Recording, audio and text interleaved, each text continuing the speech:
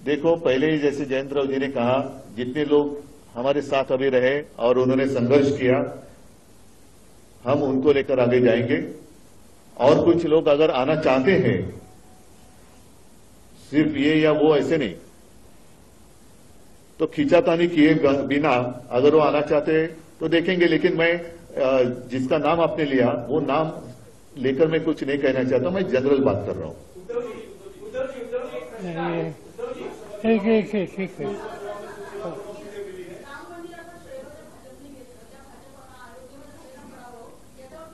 एकच तुमच्या लक्षात असेल, मी 22 जानेवारीला ताळाराम मंदिरात गेलो होतो आणि 23 जानेवारीला ज्या दिवशी शिवसेना प्रमुखांचा जन्मदिवस असतो तेव्हा नाशिकच्या सभेत मी म्हटलं होतं की आम्हाला भाजपा मुक्त राम पाहिजे।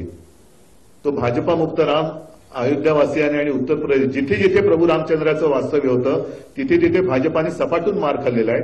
म्हणजे आता भाजप मुक्त राम झालेला आहे।